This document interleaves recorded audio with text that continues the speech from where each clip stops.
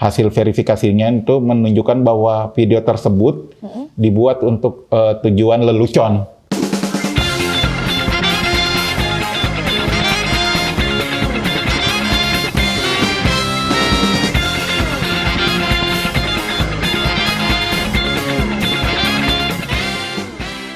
Oke, selamat datang di Prokes, ProHealth Podcast by Detektif Kesehatan. Nah, karena ini episode perdana banget nih, makanya penting untuk kita kasih tahu dulu nih, kenapa sih penting untuk membongkar hoax-hoax kesehatan? Oke, nah mungkin teman-teman di sini pernah dengar nggak sih kabar kesehatan yang bikin kita panik nih?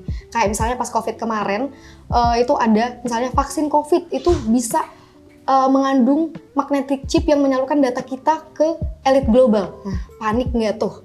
Atau berendam di air hangat bisa menyembuhkan COVID-19. Itu kan, tiba-tiba pemandian teater rame gara-gara itu. Atau yang masih dipercaya nih sama masyarakat sekarang, yaitu rokok elektrik itu dianggap lebih nggak berbahaya daripada rokok konvensional. Nah, hal-hal kayak gini kan pengen banget tuh langsung kita percaya gitu. Tapi padahal ya, hoax-hoax kayak gini berbahaya buat kita. Padahal hoax-hoax kayak gini itu bahaya banget, bukan cuma bikin kita salah paham, tapi juga bisa mengancam kita, kesehatan kita, dan juga kesehatan orang-orang di sekitar kita.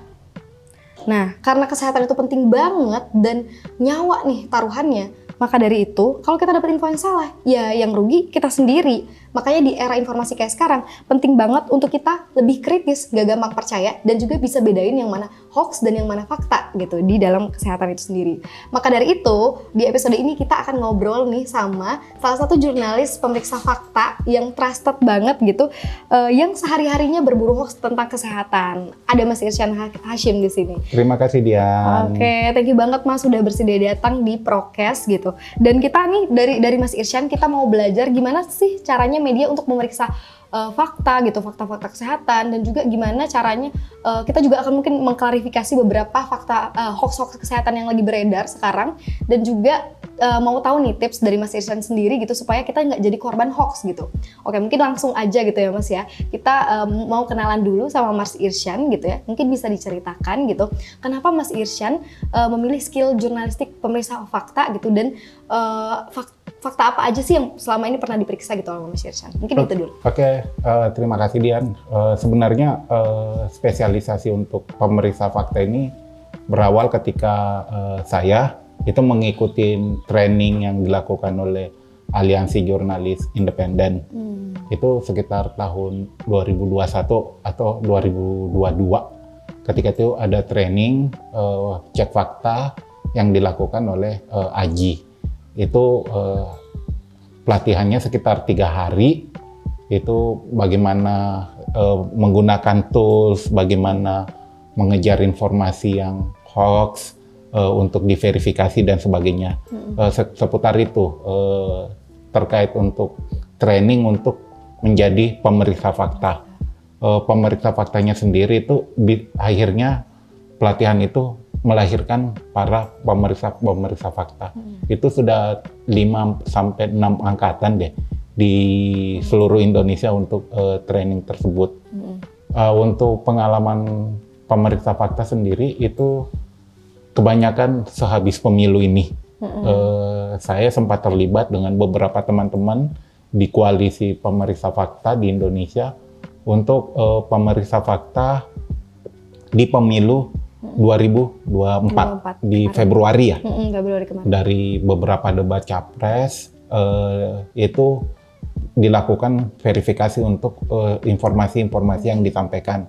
Terakhir ini baru banget ketika momen di November ya, di pilkada itu banyak misinformasi, informasi yang terlibat itu yang diverifikasi oleh koalisi. Begitu pengalaman dan latar belakang pengalaman untuk terlibat di cek fakta di Indonesia ini, Dian. Iya. Berarti ya emang para pemeriksa fakta ini emang ini ya, sangat sibuk ya waktu momen-momen kayak pemilu gitu ya, pilkada atau bahkan kayak COVID kemarin gitu ya, pasti sangat sibuk banget Mas ya. Dan untuk jadi pemeriksa fakta juga harus ada trainingnya gitu ya, jadi benar-benar ada sertifikasi gitu.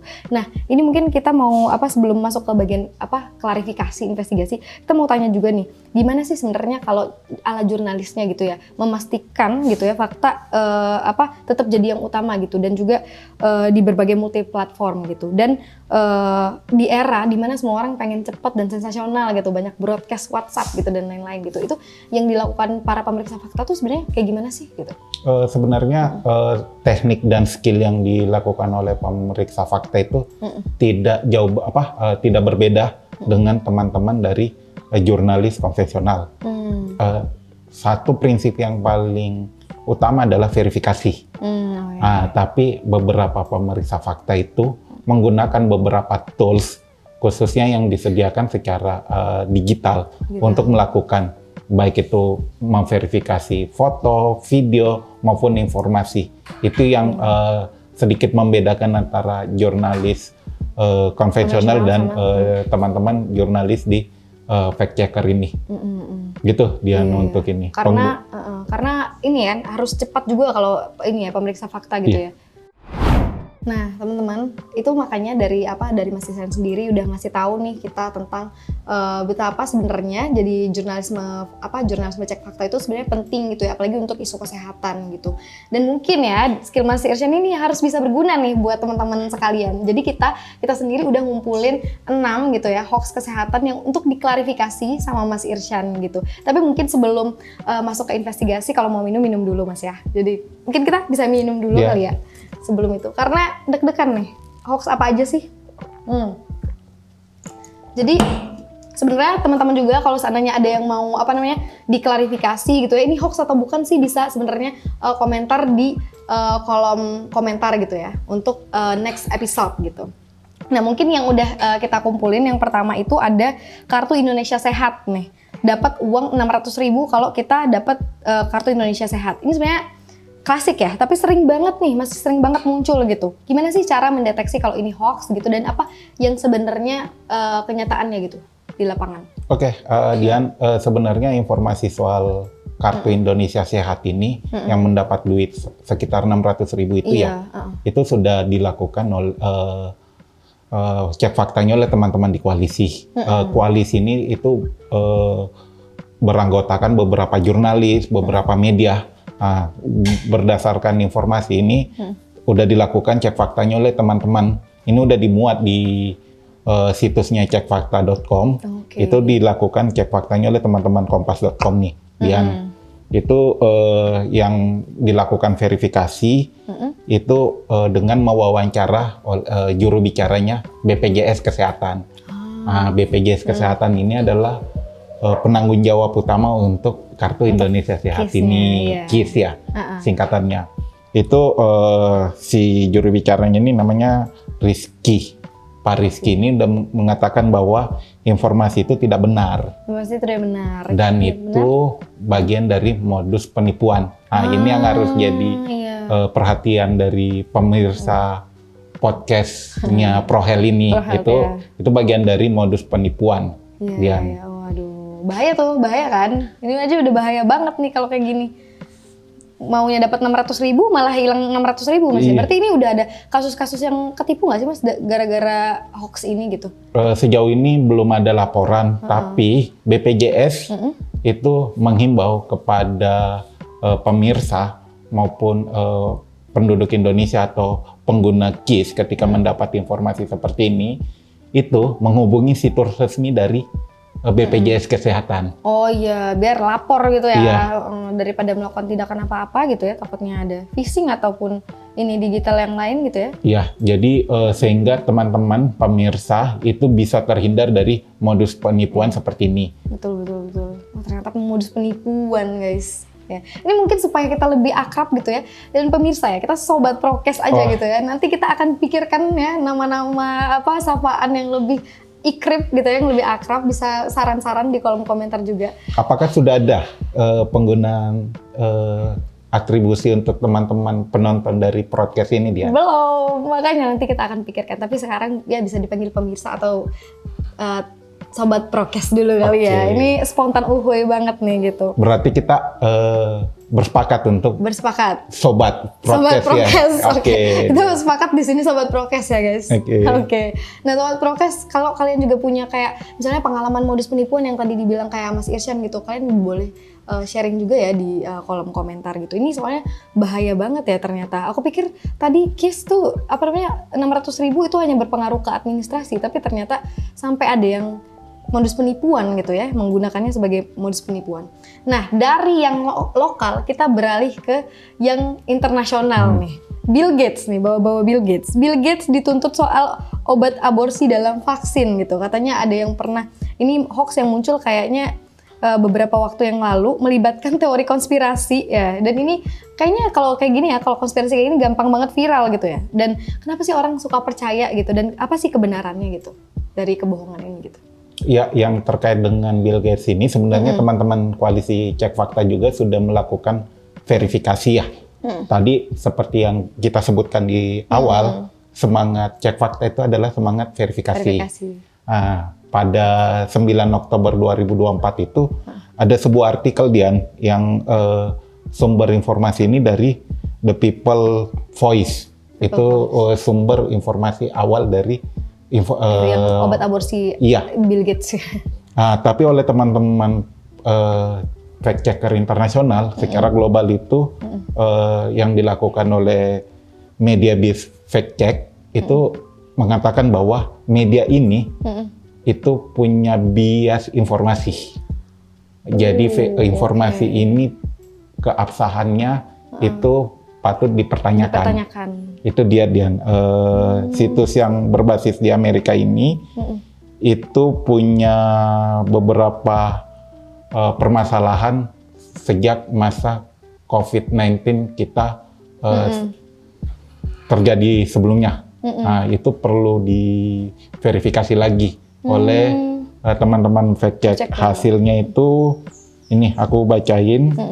Narasi pemerintah Jepang menuntut miliarder Bill Gates atas kejahatan kemanusiaan itu narasi ini bersumber dari People Voice. Itu tidak ditemukan bukti bahwa vaksin COVID-19 mengandung obat aborsi. Klaim ini juga telah dibantah oleh pemerintah Jepang sendiri, oleh teman-teman koalisi fact checker secara global. Itu dia hasil fact checkingnya.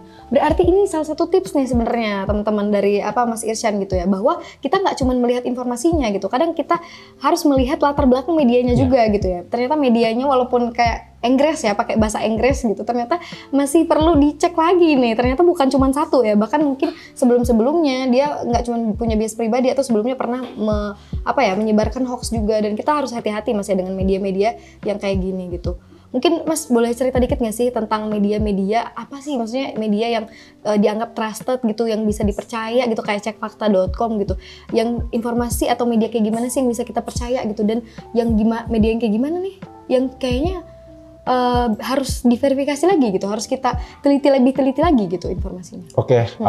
Khusus untuk di Indonesia Dian, itu bisa merujuk ke untuk informasi soal misinformasi dan disinformasi itu tadi seperti mengecek langsung ke sumber asli atau sumber resminya. Sumber resmi ini seperti tadi BPJS Kesehatan.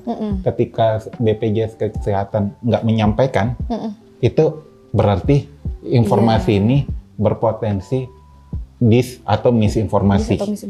Nah, yang kedua adalah merujuk ke sumber-sumber media arus utama atau terverifikasi oleh Dewan Pers. Nah, itu juga menjadi tips sederhana ya untuk sekedar teman-teman sobat podcast itu tidak tertipu atau terjebak dalam potensi disinformasi maupun alasan penyebaran disinformasi ini. Seperti modus penipuan tadi dia. Iya bener-bener. Apalagi kayak kalau berita-beritanya di WA doang gitu Mas ya. Dan tadi sebenarnya penting juga ya ketika suatu berita ternyata nggak ada nggak cover both sides gitu ya, ternyata nggak ada dari BPJS-nya gitu ya, padahal itu penting gitu. Ya itu juga bisa harus dipertanyakan gitu ya. Dan juga media yang terverifikasi Dewan Pers gitu ya. Oke. Nah mungkin yang ketiga nih. Jenazah ini saya sebenarnya juga belum tahu banget kasusnya. Jenazah membuka mata setelah dengar suara anaknya. Ini mirip film horor gitu, tapi hoax ini kayaknya dipercaya nih. Gimana tuh Mas? Kalau informasi ini itu sudah dilakukan verifikasinya oleh teman-teman fact checker dari Tempo. Hasil verifikasinya itu menunjukkan bahwa video tersebut dibuat untuk tujuan lelucon, cuma bercanda dia untuk verifikasi itu. Namun akun-akun yang membagikan konten tersebut memberikan narasi yang berbeda dengan menghilangkan konteks dari video tersebut. Tempo itu memverifikasi video ini diunggah pertama itu di akun TikTok Scarlett Maskasusi. Itu yang pertama, itu pada pekan pertama Desember 2024. Itu hanya untuk bahan candaan, tapi yang membagikan ini entah motifnya apa, bisa jadi modusnya tadi penipuan atau memang atau user engagement gitu ya. Bisa jadi ads gitu kan. Itu sih Dian. Iya. Dan hasil verifikasi yang dilakukan oleh Tempo, narasi yang mengatakan video beredar itu adalah klaim yang menyesatkan. Iya. Sesungguhnya video merupakan seseorang yang pria Filipina nih. Videonya dari Filipina yang berprofesi sebagai penata rambut, berpura-pura mati di dalam peti dan direkam untuk membuat konten prank. Sekarang kan lagi banyak nih konten prank. Ini juga perlunya kita untuk membedakan mana nih yang lelucon, mana fakta. Mana yang fakta. Iya. Ternyata hal bercanda kayak gini bisa juga menyesatkan gitu ya ternyata. Oke. Ini menarik banget sebenarnya ya guys. Hal kayak gini ternyata bisa menyesatkan dan bisa juga dipercaya gitu. Jadi orang panik juga gitu Mas ya. Kalau kayak gini. Dan juga kan karena era media sosial gitu ya. Jadi disrupsi gitu. Apa yang bercanda diseriusin gitu ya Mas ya. Ya itu bisa jadi pelajaran lah buat kita. Nah, tadi kita udah bahas hoax-hoax yang umum ya gitu. Sekarang kita akan lanjut ke hoax yang lebih spesifik nih. Lanjut kasus berikutnya adalah hoax seputar rokok gitu. Ini sebenarnya menarik banget karena sering disamarkan sebagai fakta ilmiah dan sering bercampur bias pribadi nih sama bias pribadi para perokok gitu. Jadi ini penting banget untuk kita coba klarifikasi gitu. Nah, ke Mas Irsyan sendiri nih, yang pertama yang paling umum adalah rokok elektrik gitu atau vape gitu ya, vape gitu dan lain-lain itu dianggap lebih nggak berbahaya gitu karena nggak mengandung tar katanya dibanding rokok konvensional. Gimana tuh Mas Irsyan? Kita minum dulu sebelum menjelaskan. Betul. Kita minum dulu ya Dian. Minum dulu karena ini sensitif ya. Oke, informasi ini sebenarnya juga sudah dilakukan cek faktanya oleh teman-teman koalisi cek fakta. Klaim tersebut sebenarnya tidak benar oleh teman-teman cek fakta. Rokok elektrik masih mengandung bahan berbahaya seperti nikotin maupun tar, yang sebenarnya tetap dapat memicu kanker. Itu juga selain kanker itu juga menyebabkan penyakit paru. Ini banyak terjadi juga pas musim COVID kemarin. Orang jadi rawan teridentifikasi untuk penyakit parunya. Inti sebenarnya pernyataan ini sebenarnya sudah dikonfirmasi oleh Ketua Perhimpunan Dokter Paru Indonesia, Dr. Agus Dwi Santoso, yang mengatakan bahwa rokok konvensional, rokok elektronik itu tetap mengandung zat yang karsinogenik, meski tidak mengandung tar lagi.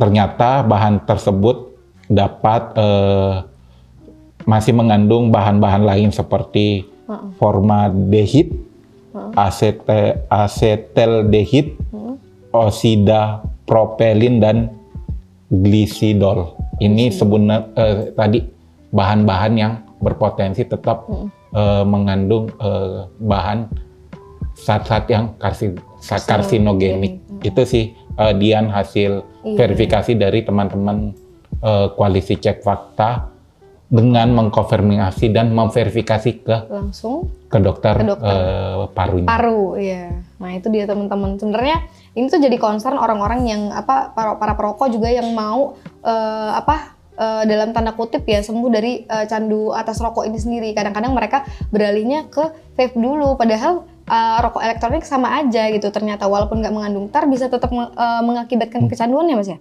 Iya, dan mengandung zat karsinogenik gitu. Jadi apapun rasanya ya, apapun bentuknya tetap bahaya juga gitu ya ternyata pada umumnya. Nah ini masih soal hoax nih sebenarnya, ini sangat dasar banget gitu. Ada hoax di mana katanya merokok itu tidak menyebabkan kecanduan gitu. Ini hoax yang nano-nano banget ya, hoax tentang rokok ini ya gitu.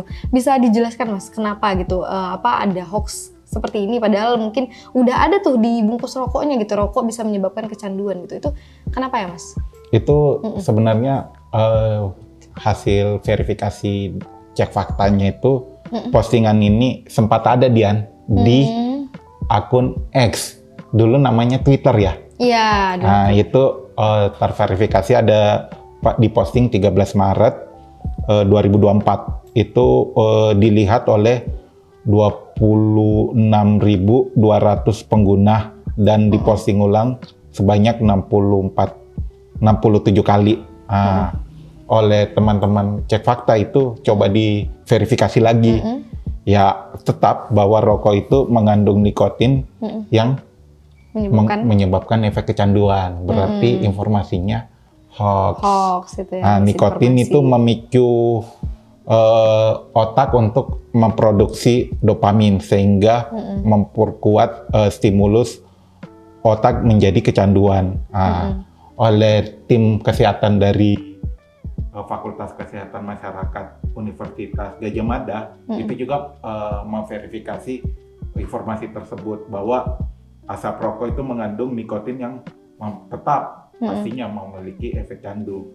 Nikotin itu berkaitan dengan reseptor aseptolin nikotik yang terdapat pada saraf kita. Itu hasil verifikasi yang dilakukan, berarti tetap bahwa kecanduan fisik yang ingin itu menimbulkan kecanduan untuk fisik kita, sehingga reseptor-reseptor di otak kita ini terus menstimulus untuk terus mengkonsumsi rokok.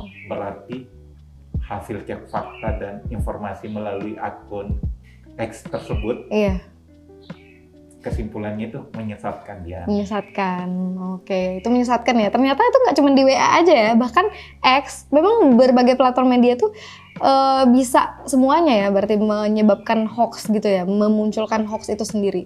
Dan juga kan kadang-kadang kalau informasi kayak gini muncul Mas ya, orang-orang kayak menyambutnya dalam tanda kutip, apalagi misalnya perokok gitu ya, wah ini ada nih ternyata nggak menyebabkan kecanduan gitu. Itu jadi kayak validasi gitu, ataupun kayak penenang mereka gitu kan. Ya ini juga sebenarnya harus hati-hati gitu ya, karena hoax kayak gini mudah banget gitu untuk dipercaya, rasanya pengen banget gitu ya percaya gitu. Nah, selain candu, tentunya kan tadi seperti verifikasi di awal, mengandung bahan karsinogenik. Bahaya banget kan dia. Iya, kecanduan terus mengandung bahan karsinogenik gitu. Makanya memang ya ayo guys, berhenti merokok, semangat. Semangat, saya hanya bisa semangat saja. Nah yang terakhir nih Mas, soal rokok gitu. Ini yang paling absurd sih dari ketiganya gitu. Merokok bisa menyembuhkan corona nih atau COVID gitu. Kenapa hoax kayak gini tuh bisa juga beredar ketika pandemi gitu? Seperti tadi, hoax seperti ini banyak kan terjadi di momen-momen pemilu, momen-momen COVID-19 sebelumnya, 2-3 tahun lalu, seperti yang kita jelaskan tadi di sesi-sesi awal ya dia. Itu entah kenapa informasi itu selalu banyak menjelang momen-momen seperti itu. Hoax soal kesehatan, hoax soal pemilu, itu yang penting. Tapi soal rokok ini menyembuhkan corona. Itu sebenarnya sudah dibantah oleh tadi lagi Perhimpunan Dokter Dokter. Paru Paru. itu dibantah oleh Dr. Feni Fitriannya membantah klaim bahwa COVID itu menangkal COVID-19. Itu tidak benar, kata Steven ini, bahwa merokok sesungguhnya membuat seseorang lebih mudah sakit dan bahkan hanya virus corona, namun juga menyebabkan hal yang jauh lebih parah. Selain lebih mudah terpapar COVID-19, virus COVID juga menyebabkan kanker karena mengandung tadi apa dia yang bahan Karsinogenik. itu dia. Oke, iya. Dan itu juga tadi Mas Isan kan sempat bilang bahwa karena dia juga merokok dan dia misalnya terinfeksi COVID, jadi agak lebih susah untuk ngedeteknya karena bercampur kan efek rokok dan juga gejala-gejala yang dialami perokok sama yang dialami sama COVID gitu, COVID-19 waktu itu.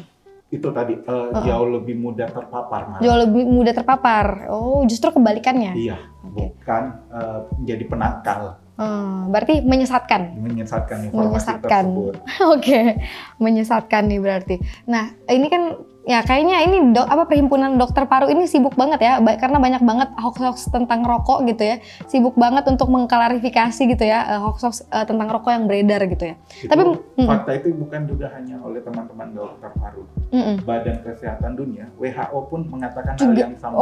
Bahwa perokok itu memiliki resiko yang lebih besar terinfeksi COVID-19 daripada orang-orang yang tidak merokok. Tidak merokok. Berarti informasi yang beredar melalui informasi tersebut bahwa rokok itu bisa menangkal, informasinya itu tidak benar. Tidak benar, oke. Nah ini kalau boleh tahu pertama kali munculnya di mana Mas hoaxnya? Ada nggak informasinya? Pertama kali di platform apa gitu? Itu di media sosial seperti beredar di WhatsApp ya. Oke, memang WhatsApp ya berarti yang sering banget nih. Cuman kalau kita mau ngomongin rokok nih, hoax soal rokok ada banyak banget gitu ya. Jadi mungkin kita 3 ini aja dulu Mas ya gitu ya. Dan mungkin ini karena waktunya masih banyak, kita tambah lagi nggak apa-apa ya berarti ya. Mungkin menjelaskan secara ini general deh Mas, karena kita mungkin nggak bisa libas satu-satu semua rokok tentang kesehatan. Kenapa sih hoax tentang rokok itu tuh banyak gitu? Mungkin ketimbang isu-isu yang lain ya gitu ya. Ini selalu ada gitu ya, setiap zaman tuh ada dan bermunculan terus, kayak pas COVID tiba-tiba rokok bisa melawan COVID gitu. Itu kenapa sih Mas sebenarnya? Apakah ada ininya atau pemicunya atau apa gitu? Apakah memang itu yang mudah dipercaya sama masyarakat? Jadi penyebar hoax ini membuat lagi dan lagi gitu. Kalau melihat karakteristik hoax ini, ada yang konten lucu-lucuan, ada konten memang by design atau untuk modus penipuan, ada juga memang sengaja diproduksi untuk kepentingan jauh lebih besar. Bisa juga ya. Khususnya untuk rokok ini, sebenarnya hasil verifikasi beberapa itu Aji Jakarta itu pernah menulis beberapa buku ya soal Giant Pack of Lies, bagaimana itu membongkar kebohongan industri-industri rokok. Itu bagaimana industri rokok itu membayar mengucurkan banyak duit untuk promosi dan marketingnya. Salah satunya itu terjadi dengan memproduksi konten-konten yang sebenarnya tidak sesuai dengan fakta-fakta kesehatan. Mengandung misinformasi lah ya. Itu banyak dicoba ditulis oleh teman-teman. Ini sekedar promosi ya. Promosi buku. Saya aktif di agensi jurnalis independen Kota Jakarta. Itu kami menulis tentang bagaimana sepak terjang industri hasil tembakau ini, baik di Indonesia maupun secara global untuk ini. Jadi itu bisa dibaca, nanti link ininya bisa dicantumin dia untuk ini ya di sini ya nanti ya. Si link menuju bukunya link untuk PDF-nya bisa di-download ya.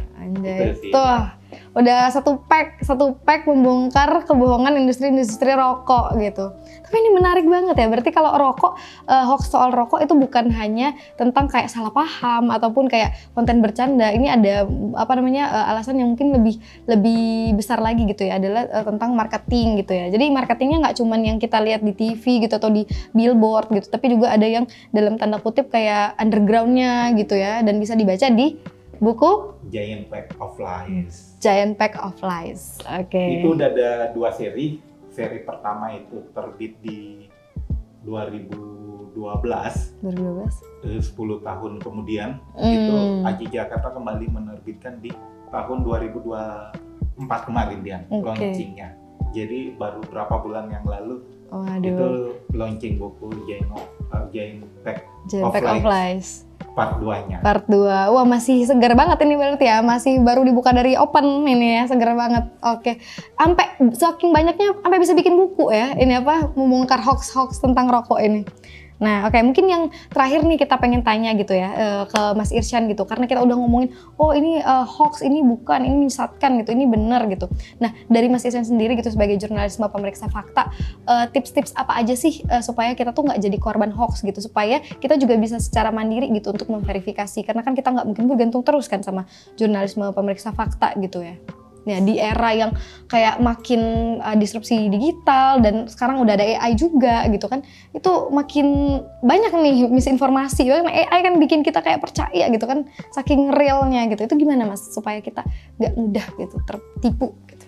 Ya, seperti tadi juga udah sempat nggak habis-habis saya ngulang lagi ya. Iya, nggak apa-apa. Sumber untuk secara mandiri sobat prokes untuk bisa melakukan verifikasi secara mandiri itu dengan memeriksa sumber resmi. Ketika itu sumbernya adalah BPJS, ketika yang menjadi objek hoax itu adalah BPJS, kita bisa memverifikasi langsung ke situs. Atau ke akun media sosial resmi punya BPJS. Ketika itu berkaitan dengan Kementerian Kesehatan, itu kita langsung aja cek ke sumber resminya. Apakah pernah mereka mengeluarkan pernyataan atau informasi seperti itu. Nah, ketika kondisinya secara global seperti tadi Badan Kesehatan Dunia WHO, itu cek langsung. Nah, kalau nggak ada berarti bisa tadi melakukan verifikasi ke media-media yang terverifikasi Dewan Pers tadi, sehingga sumber-sumber informasinya itu bisa lebih valid. Kalau memang belum ada cek fakta yang dilakukan oleh teman-teman koalisi. Tapi biasanya ketika ada suatu informasi yang viral, itu bisa langsung ke beberapa situs-situs cek fakta. Ada situs cekfakta.com untuk di Indonesia, dan itu koalisi. Bisa juga ke rubrik-rubrik cek fakta di beberapa media. Ada punya Kompas.com, punya Liputan 6, punya Tempo, dan punya prohealth.id sendiri ya. Gitu. Ini dengan menonton ini ya, salah satunya. Nah, itu kan mungkin yang ada publikasinya gitu Mas ya gitu ya. Kalau seandainya nih ternyata belum ada nih publikasinya gitu, ini kayak hoax yang dalam tanda kutip nggak viral gitu ya, dan kita kayak mungkin terpapar informasi entah dari mulut ke mulut atau dari kayak broadcast gitu. Nah, itu memverifikasinya kayak gimana? Ada nggak tanda-tanda kayaknya ini hoax deh, mungkin misalnya kalimatnya berlebihan, hiperbol gitu atau semacamnya Mas, ada nggak ciri-ciri kayak gitu? Sebelum dilakukan sebenarnya supaya kita bisa lebih skeptis ya. Langkah awal sebenarnya sebelum itu diverifikasi, mungkin yang bakalan bertanggung jawab adalah teman-teman yang melakukan verifikasi. Nah, bisa kalau punya kenalan jurnalis atau orang di lembaga tersebut bisa dilakukan verifikasi secara langsung. Tapi langkah paling awal adalah tidak menyebarkan dulu dia. Supaya kita tidak berdosa secara betul. Menyebarkan konten hoax tersebut. Minimal kita nggak mempercaya sebelum tidak menyebarkan sebelum ada verifikasi yang dilakukan oleh jurnalis cek fakta atau bantahan dari lembaga yang bersangkutan. Nah, itu penting ya. Jadi kita hanya menyebarkan informasi yang emang dalam tanda kutip udah valid gitu ya, dan dari sumber atau informasi dari sumber informasi yang udah terverifikasi gitu. Oke. Nah, itu mungkin closing statement dari kita gitu, dan udah banyak banget nih yang kita obrolin, udah seru banget gitu kan. Jadi ingat, cek dulu sumbernya gitu ya, jangan langsung FOMO disebarin gitu ya. Pastiin faktanya benar, dan kalau ragu bisa tadi bertanya ke kenalan yang memang pemeriksa cek fakta gitu ya. Atau menghubungi sumber langsungnya. Atau menghubungi sumber langsungnya. Itu kan ada tadi seperti badan-badan kayak BPJS kan ada nomor kontaknya. Itu atau bisa di DM di media sosial resmi mereka. Apakah sumber ini benar, informasi ini benar? Itu langkah-langkah yang perlu dilakukan ya. Dan jangan disebar dulu gitu. Oke, bener banget. Nah, itu supaya kita bisa lebih kritis gitu. Nah, dengan langkah kecil ini berarti bisa lebih banyak menjaga kesehatan banyak orang gitu, Mas ya. Nah, mungkin sebelum kita closing ininya podcastnya gitu ya, dari Mas Ihsan ada yang mau disampaikan atau ini pesan-pesan terakhir gitu? Cukup sih. Cukup ya berarti. Oke, nah terima kasih teman-teman yang udah dengerin sampai akhir gitu ya. Kita udah dengerin banyak banget dari Mas Irsyan gitu. Dan mungkin kalau sekali lagi aku ngingetin, kalau teman-teman ada pertanyaan nih kepada pemeriksa cek fakta, mumpung ada platformnya, silakan di kolom komentar gitu. Dan sampai ketemu di episode berikutnya. Stay safe, stay kritis. Dadah. Oke. Dadah.